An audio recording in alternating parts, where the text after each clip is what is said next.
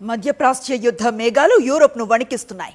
ఇరాన్తో నెలకొన్న ఘర్షణల నేపథ్యంలో ఐరోపాలో సహజ వాయువు ధరలు ఒక్కసారిగా 25% పెరిగాయి. ఉక్రెయిన్ యుద్ధం తర్వాత రష్యా ఇంధనంపై ఆధారపడటం తగ్గించిన ఐరోపాకు ఇప్పుడు మరో గండం పొంచి ఉంది. ప్రపంచంలోనే అత్యంత కీలకమైన స్ట్రైట్ ఆఫ్ హార్మోజ్ గుండా రవాణా నిలిచిపోవడంతో ఇంధన సంక్షోభం తలెత్తే ప్రమాదం కనిపిస్తోంది. దీనిపై మరిన్ని వివరాలు ఇప్పుడు చూద్దాం. యూరోప్ ఇంధన మార్కెట్ ఇప్పుడు అత్యంత క్లిష్ట దశలో ఉంది.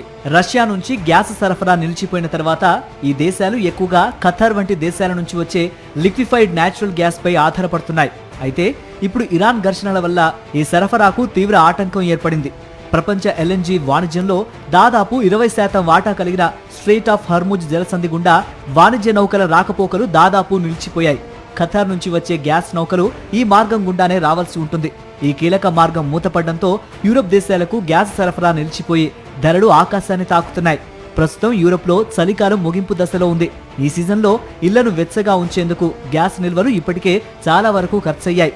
తిరిగి ఆ నిల్వలను నింపుకోవాల్సిన సమయంలో ఈ సంక్షోభం రావటం యూరోప్ దేశాల ఆర్థిక వ్యవస్థకు పెద్ద దెబ్బ. 2022లో రష్యా ఉక్రెయిన్ యుద్ధ సమయంలో తలెత్తిన గ్యాస్ సంక్షోభం వల్ల ఎన్నో ఫ్యాక్టరీలు మూతపడ్డాయి.